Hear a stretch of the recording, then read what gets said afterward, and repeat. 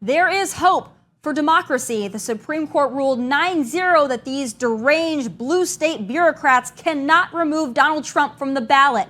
Looks like one cheating tool has been stripped away from the Democrats. I guess y'all just have to do your best to beat him fair and square, huh? Good luck.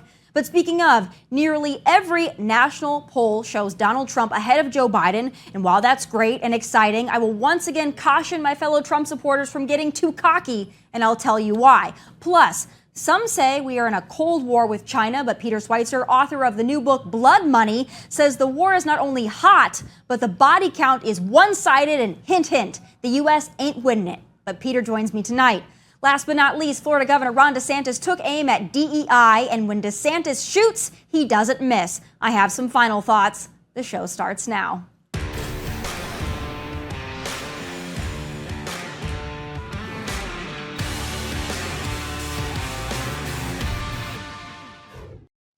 There is some hope left that our country hasn't devolved into a total and complete banana republic. The Supreme Court ruled 9-0 that Colorado cannot keep Trump off the ballot. And some folks, well, they aren't too happy. Well, sometimes it was. Yeah. But, you know, when it was all men voting for all men, we ended up with the grand wizard. You know, we ended up with all kinds of people on the bench. We did. Now, they all evolved, I will say. Yeah. Most of them evolved and became really interesting jurists. But I have always known that there was that possibility. And what I grew up watching, I watched when the first women were getting in. I watched when women were breaking those ceilings. And now I'm watching people shut those ceilings down, as well as removing history. Oh, cry me a river, Whoopi. You're so full of it, it actually hurts. And to think some people actually watch The View. But other than that, this is a great day for our country, our republic, and for all the Americans out there that just quite frankly give a damn about what's right. Now, this doesn't by any means mean that we've got this thing in the bag. This is a small victory. We've got many, many battles ahead. The main one being, I theorize, Gavin Newsom. But you know the end is nearing for Joe when even the liberal mainstream media and quasi-funny entertainment programs start taking swings at the well-meaning elderly man with a poor memory. Saturday Night Live took a swipe at Joe and his administration's assurance he's a real firecracker behind closed doors. And Bill Maher, the unlikely yet increasingly loud voice of reason, also landed a shady punch with this monologue encouraging Joe to embrace his senility and be himself, old. Stop with the I'm sharper than ever. Nobody's buying that. Don't try to deny the age thing. And just admit it. Say, yes, I'm bad with names, and I walk like a toddler with a full diaper. And I agree. Just embrace it, Joe. You're not going to be the nominee anyway. Which brings me to my next point here, the polls. 33 national polls now show Trump leading Biden, even by a little. And that's good news because a lot of these polls centered around policy positions and presidencies rather than simply the presidents themselves. Americans had more money and more security under Donald Trump, and they are reminded of that every time we go to the grocery store and every time an illegal murders an innocent American. So I won't be a Debbie Downer on that aspect of the polling, but yet again, I will caution Trump supporters from getting too cocky. Joe Biden is old and bad, and his record is atrocious, yet he is barely trailing Donald Trump, barely. This is concerning. So when they sub Joe out for Gavin, who is running quite an obvious shadow campaign, by the way, what is going to happen to those slight Trump leads? I worry, y'all. I just worry. And here's another thing I'm worried about. In all the fuss and fixation on Trump, our party has all but abandoned Republican candidates running for governor, running for Senate, for House, for state and local races that might not be as sexy, but are still crucial if we want to get anything done whatsoever to save this country. So instead of logging onto Twitter and bragging about the Trump teeny tiny lead in the polls, we need to get to work on registering voters, early voting, ballot harvesting where it's legal, and shining a light on some of the other Republicans running for things. Because the sad reality is our country is going to hell in a handbasket, and our rivals like China are carrying that handbasket and eating our lunch. And some of our very own politicians are helping them do it. Well, my next guest literally wrote the book on all of that, and he contends that the Chinese Communist Party is more deeply rooted and intertwined in the business of our country than we can even fathom. In his new, outstandingly popular book, Blood Money, Peter Schweizer details how the CCP has implanted itself into the drug trade, social justice movements, and the medical establishment to sow chaos and decadence in the United States. And Peter, I'm so excited, joins me now. First of all, congratulations on the book. Obviously a smash hit, like all of your books. Thank you so much for being here. Oh, it's great to be on with you. Thanks so much for having me. Before we get into Blood Money, and there's a lot I want to ask you about, I do have to ask you about the breaking news of the day, the Supreme Court decision 9-0. They can't kick Trump off the ballot in Colorado, likely can't kick him off the ballot in other states as well. In your estimation, what does this mean for the state of the race and the state of our republic?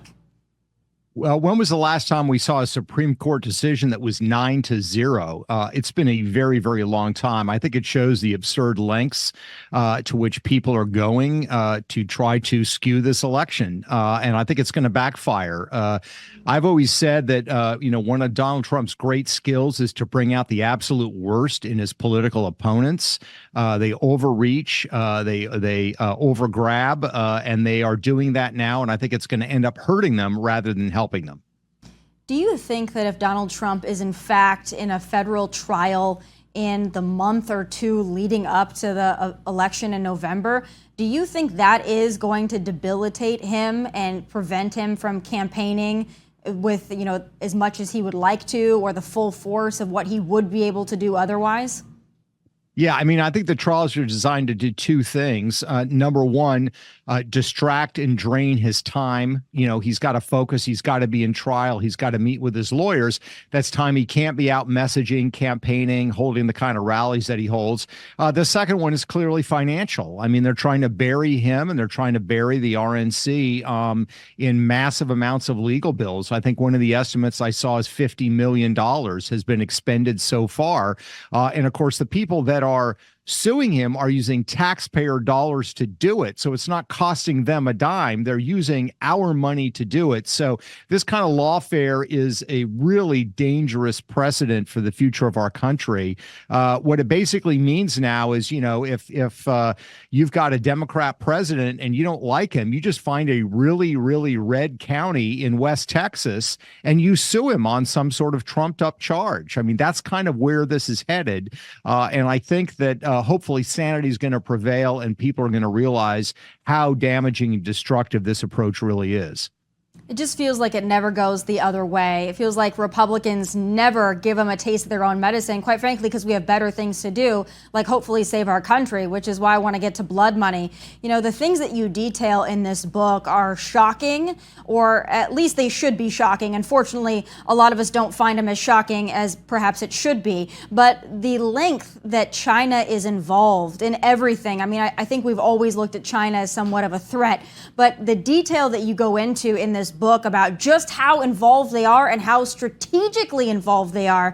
I want to start off right away with one of the big topics that you write about, which is the white wolf and the drug trade. Tell my audience what they're going to read more about in Blood Money, but just kind of summarize for them what they need to be aware of as far as China is concerned with that.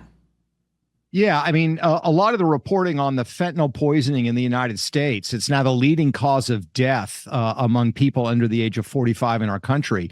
It's always put in the context of this is what the drug cartels are doing. The drug cartels are really the junior partners. This is a Chinese operation, from the precursors being shipped out of China to the laundering of the money. China is really in control, I would argue, in every single aspect of it. The question is why has this administration not called them out on this? Why do they not challenge China? The fact is fentanyl is killing 100,000 people a year in the United States. And the vast majority of people that are dying of fentanyl poisoning don't even know they're taking fentanyl. They think they're taking Vicodin or Adderall or something else. So it's an ingenious weapon. The reason that I think that Joe Biden will not call the Chinese out on this is because there is really 1 degree of separation from his family's finances and the actual drug trade itself. That seems like an astonishing thing to say, but here are the facts. The Chinese gang that set up the Sinaloa cartel, that's the cartel that is the king of fentanyl. The gang that set them up is called UBG, and the head of UBG is a guy named Zhang An Lo, who goes by the name White Wolf. These are the guys that helped generally created the fentanyl crisis in America. White Wolf had a business partner. That business partner gave $5 million to the Biden family. It was a forgivable, no-interest loan given in 2017, and the Bidens, of course, have never repaid that loan. So the question is, does Joe Biden really want to have a conversation about China involvement in the fentanyl trade? Does he really want to, stand up for the Americans that are suffering these losses and these lost ones? No, I don't think he does, because it's deeply embarrassing to him. And it's just an example of why these financial entanglements that our leaders get involved in, that Joe Biden, particularly his family, gets involved in, are so dangerous that actually affects their performance on the job. Going along with that, I have to ask you what you thought of the Hunter Biden closed-door testimony last week, because it feels like, although there's so much evidence, evidence on evidence on evidence of this family's foreign entanglements and the involvement of likely Joe Biden himself, it just feels like as hard as Republicans try, they just cannot nail this down. It's really like nailing Jell-O to a wall. Do you think that this impeachment inquiry and how it relates to Hunter Biden, his testimony, what's going to be maybe a public testimony coming up, do you think that this has been successful for Republicans? And if not, what are they doing wrong? A good question. I think it's been successful. If you look at public opinion polls on this, everything from the Harvard-Harris poll to the New York Times to the Wall Street Journal, when they asked voters, do you believe that Joe Biden engaged in illegal or highly unethical behavior to help his family make money, at least 65% of the American people in every single survey have said yes to that question. That's pretty astonishing, given that the mainstream media has not covered this story. So I think it's been successful in getting general awareness of this issue out there. I think that the Republicans have made a mistake of trying to zero in on how much did Joe Biden get paid. Because if you look at the corruption and the bribery statutes in the United States, what the actual law says, whether Joe Biden got a penny or not is really irrelevant, because his family got paid. And the law says if your family is getting paid in exchange for public services or policies, that's every bit as much as if you got the money yourself. So I think the error that they've made is fixating and focusing so much on the money that Joe Biden got. What we know already, which has been confirmed by bank records, is they've received tens of millions of dollars from China alone. And what was interesting about Hunter Biden's testimony, if you go through the transcript, he still can't explain what he was doing for that money. That's the most absurd part to me, is somebody is sending you tens of millions of dollars and you can't even come up with a plausible explanation of why they're paying you the money. So I think it was a disaster for him. And I think that public opinion is actually ahead of Washington, D.C. on this issue. I hope you're right about that. Unfortunately, it seemed like he was able to dodge a lot of questions by saying he was drunk or high. So yeah. I'm worried about that. And, that text message, I'm here with my father. He said, oh, if I did send that, it's so embarrassing, but I was probably drunk or high and it was a lie. So unfortunately, he's been able to use that excuse a lot. I want to turn to other people that are making money in places they shouldn't be making money. And that brings me to what I actually believe is going to be the Democrat nominee, and that's Gavin Newsom in California. Adam Schiff in California, not going to be the president, hopefully won't be a senator. But let's talk about Gavin and Schiff a little bit and some of their ties to the Chinese Communist Party. I'm sure they don't want this out there. Yeah, again, both of these individuals have been completely silent on China's role in fentanyl, even though between 2016 and today, fentanyl deaths in California are up 1,200%.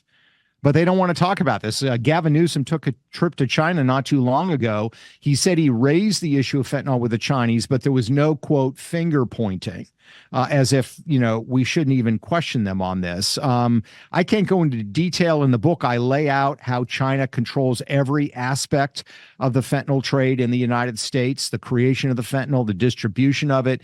But China is the senior partner here. So why does Gavin Newsom not want to talk about this? Why does he say no finger pointing? And the answer is simple. If you look at his public career going back to when he was mayor of San Francisco to the present time, he has weirdly been surrounded and has surrounded himself by individuals with ties to Chinese organized crime. As mayor of San Francisco, he appointed a gentleman to be the head of economic development in the city of San Francisco.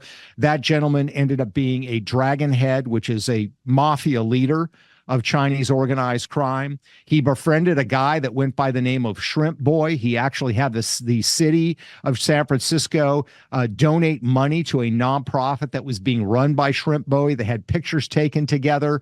Problem is that Shrimp Boy was also a dragon head in Chinese organized crime.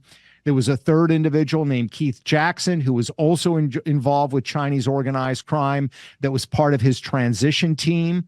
Democrats said that this individual was a permanent fixture in City Hall when Gavin Newsom was running the city.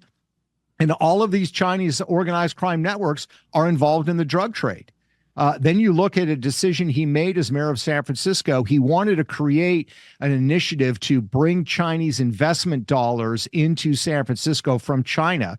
So he launched an organization called China SF. He was one of the co-signatories. He picked a partner in China.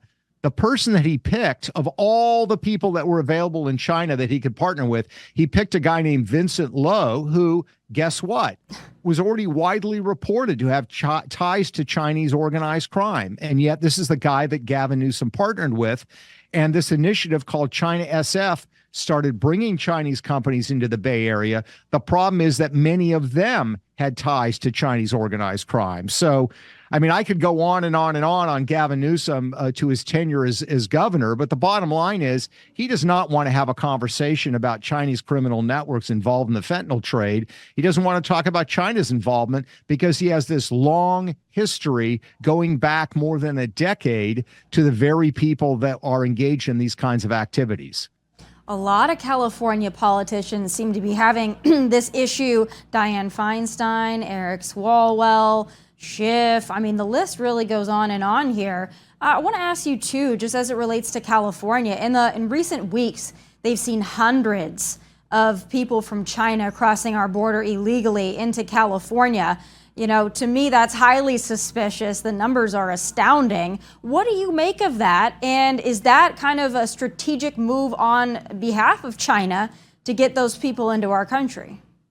Oh, absolutely. No question about it. In blood money, there are two things that are directly related to that. Number one, there was a case involving the Houston consulate, the Chinese consulate in Houston, Texas, where Chinese officials that had come into the United States were involved in efforts to try to foment social unrest in 2020. They were trying to encourage more BLM protests, more Antifa type actions. That's one example of the sort of nefarious activities that Chinese nationals coming into the United States can engage in. The other one is more covert, but I would argue even more dangerous. And that is that our country has a massive problem with illegal marijuana growths taking place from California to the state of Maine. This is marijuana. This is not the 1990s marijuana that people smoked in college. This is very highly potent. It's often laced with fentanyl. Well, these illegal growths are overwhelmingly being carried out by Chinese nationals who are illegally in the country. Wow. In the state of Maine alone, there are 300 known illegal marijuana growths being carried out by Chinese organized crime with illegal Chinese nationals in the country. It's happening in Oklahoma, Washington State, California. So absolutely, this is a massive national security problem. So you think these individuals are coming across our border to either work on these marijuana grows or they're already a part of it? You think that that's likely, that that's why they're coming over in the numbers we're seeing as of recently? Yeah, I mean, the quantities are enormous. The sheriff of San Bernardino County says that more than 96% of the illegal marijuana grows that are taking place in California are being carried out by Chinese nationals that are not legally supposed to be in the country. So is every single one of them doing that? Probably not, but I would say a sizable portion of them are. We also have the problem of Chinese organized crime networks in the United States. We've seen this with Venezuelans crossing the border illegally into Mexico, joining Venezuelan gangs. We have a problem with Chinese gang activity in the United States. Many of those gangs operating in the United States have headquarters back in mainland China, in Fujian province. And of course, Fujian province is the province where President Xi cut his teeth. He knows these individuals. He worked with these individuals when he was a political figure there. So Chinese organized crime networks with illegals coming into the country is part of the CCP play here. It has been for quite some time. I'm just thankful that we're now starting to wake up and pay attention to it. Oh, I hope so. I mean, your book has done a lot to wake people up. I want to talk about something else that China has been getting away with for the last several years, and that's COVID. I don't think we're ever going to get a reckoning on 3 years of hell and misery that we were put through, not only by China and the China virus itself, but by our leaders who shut down our economy, who infringed upon our freedoms. And then you've got Fauci at the top of that. He's been kind of able to get off scot-free with all of this as well. I know in your book, you talk about Fauci, you talk about China, you talk about the coddling and the cover-up there. What do the American people need to know about this time in history we will likely never get an apology for? Yeah, I mean, China not only, I think, had probably this lab leak. It could have been released intentionally, but let's assume it's a lab leak. But they carried out a whole bunch of policies that were designed to maximize the body count in the United States. And I lay those out in the book. The problem is that Tony Fauci was aware of these things and he covered it up. There are numerous emails from him that I quote where he's telling people we can't talk about China's role in this. We don't want to have our Chinese colleagues called out on this. He was much more concerned, I would argue, about criticism of China than he was actually of what was happening to American casualties in this country. And the other thing we have to understand, it wasn't just about Americans dying. Part of what China was trying to accomplish with COVID, and I would argue was successfully doing, was to try to impose their model on us, the kind of top-down social model of control. They were successful in states like California and New Jersey and New York in doing so. They manipulated us into that. Just one small example, when COVID started happening in the United States and California said, Gavin Newsom said, we need lockdowns, China donated a couple of hundred drones to law enforcement in the United States so we could better monitor our population to make sure they were abiding by these lockdowns. I mean, that sounds pretty Orwellian. And law enforcement in California used them. They would fly these drones around with loudspeakers.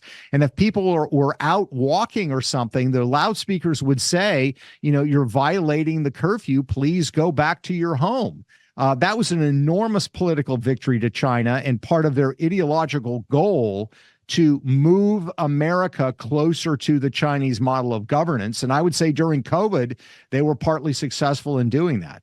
Yeah, all too successful. I think there was also another deal where Gavin spent $1 billion on masks from China. We're never going to get to the bottom of that one either. He never had to answer for that. But also, what a stupid time in American history. As COVID was ruining our lives, infringing upon our freedoms, a lot of young people turned to a wonderful tool, TikTok, to express their creativity and their idiocy, if you will. But TikTok is a way that China has been manipulating our country and, most importantly, manipulating our young people. How concerned are you with TikTok and what it's been able to do to this generation? Yeah, it's amazing. I mean, we're having this debate in this country. Is TikTok a threat? Is it not a threat? What we did is we got access to Chinese military and documents, and also documents from the Chinese propaganda ministry. And they're not having this debate in China. They absolutely see it and recognize it and use it as a tool of indoctrination in the United States. There's a Chinese military official we quote who says this is a Trojan horse that we can use against the West, that we are using against the West. And they talk about ways in which you engage in propaganda that's subtle. This is not propaganda where you have the red army marching, through Tiananmen Square with glorious music playing. This is about subverting the cultural norms and values of people. One of the things they talk about is getting people to reject their history and their historical symbols. All this toppling over of statues and attacking national symbols. TikTok is at the center of that, and the CCP sees that as a way that once you get people to reject their history, they are now open to new ideas, by which they mean their ideas. They're very optimistic that TikTok is going to allow them to win what they call a cognitive war against the United States. So I would say anybody concerned about TikTok, just read the chapters in the book and look at the extensive quotes from the Chinese themselves. They love TikTok. They think it's a potent weapon. They are using it against us. And, the reason we have political leaders who are not acting on this, both Republicans and Democrats, unfortunately, is precisely because there are some American investors that have huge investments in ByteDance, which is the parent company to TikTok. And if TikTok were banned or were something to change, they would lose a lot of money. So they are exerting pressure on Joe Biden. And they are also trying to exert pressure on Republicans in the Senate to get them to prevent any action being taken. Yeah, I'm not all for government intervention when it comes to social media platforms, so it's a difficult one. I personally hate TikTok, but it's a fine line that we walk between what is free speech. But I think just educating people, especially young people, on what they're seeing on TikTok and what they're seeing on social media in general. I mean, the propaganda is alive. It is well, whether you're looking for it or not. I certainly am not looking up things about, the plight of the Palestinians, but that's still on my Instagram feed, and that's not something I look for, but it's there, and the undertones are there. And I know everywhere, but where is the best place for my audience to go and buy blood money so they can read all about this and be in the know about all the things that you're warning about? It should be available everywhere. We've been number one on Amazon, all of Amazon, for most of the week. You can find it at Costco, Books A Million. You should be able to find it anywhere. And, you can go to peterschweizer.com. You can leave a comment. Would love to hear people's thoughts on it, what they found most compelling, what they think we need to do more research on. We try to be very responsive with readers that way. Well, I thank you. And my dad is one of those who recently purchased your book, and he's very excited about it. So he's very excited that you're on with me. And it's such an honor to have you. Thank you for all that you do to inform the public and all of your great work. I really appreciate you being here, and I hope to talk to you soon. Oh, great questions, great conversation. Thanks so much for having me. Thanks so much, Peter. Florida is where woke goes to die as Governor Ron DeSantis scores yet another victory for common sense in the Sunshine State. It's time for Final Thoughts.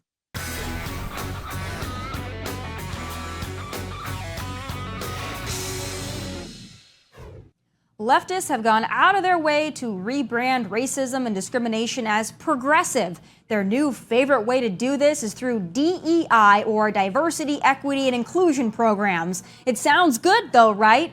Well, in reality, it's just a way for organizations, institutions, and corporations to make everything about race and climbing the oppression totem pole. Florida Governor Ron DeSantis, well, he had enough. At the start of the year, the Florida Board of Governors passed a regulation to limit public funding of DEI programs, and now those chickens are coming home to roost, and it's beautiful. Last week, the University of Florida eliminated all employees holding DEI-specific positions. Those employees are reported 13 full-time in DEI positions and 15 involved in administrative appointments were cut and encouraged to apply elsewhere in the institution. $5 million wasted on DEI BS will now be redirected into a faculty recruitment fund. Governor DeSantis celebrated this necessary step, saying Florida is where DEI goes to die. And he's right. He's also one of the only elected Republicans in office today that does what he says he will do and does it regardless of what the crybabies in the media peanut gallery have to say about it. While other Republican leaders are more worried about their follower counts on social media or TV FaceTime, Governor Ron DeSantis is in the trenches bodying woke crap and embodying what it means to be a conservative. Ron DeSantis is the future of this party and our movement. May we never be dumb enough to forget that or squander it away again. Those are my final thoughts from Nashville. God bless and take care.